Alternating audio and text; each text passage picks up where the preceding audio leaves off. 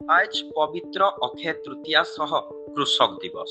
एही शुभ अवसर रे चाषी माने पारंपरिक रीतिनीति अनुसार माटी देवी और इंद्र देवों को पूजा करी चाष काम रो शुभारंभ करिछन। नुआपड़ा जिला बेडेन ब्लॉक करलापड़ा जिला कृषि विभाग अनुकूल्य रे जिला स्तरीय अक्षय तृतीया और कृषक दिवस पालन होइछि।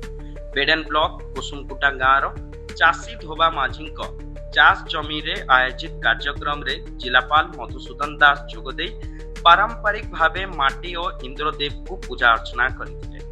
परे भल पाक और भल फसल पई कामना करी अखिमुठी अनुकूल करा जायतिला।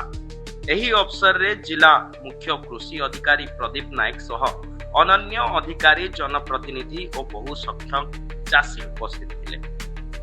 परे कृषि संबंधी विभिन्न योजना विषय सचेतन करबार संगे कृषि रथ को सबुज पताका देखाई जिलापाल शुभारंभ करथिले।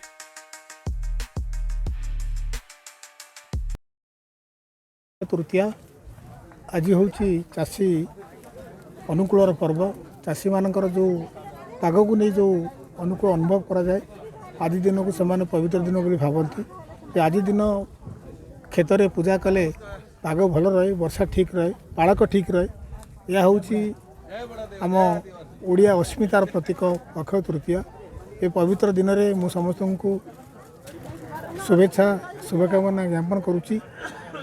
प्रभु पाखे प्रार्थना करुच्ची जे ए वर्ष आमर पाड़क भल रहू।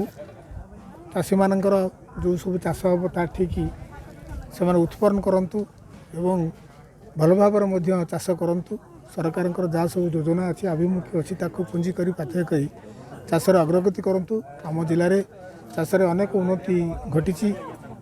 लोक मैंने केवल धान चाष करना, धान चाष बाहर पनीपरिया चाष विभिन्न चाष कर गुजराण मेटाऊँ। आज प्रार्थना करी आउ थे प्रभु पाखे जे पाग अनुकूल रो, चाषी मानकर चाष ठीक उत्पन्न हो, से स्वावलंबी हूँ एवं आर्थिक सच्छलता लाभ करूँ। Nuapada bureau report western Odisha digital.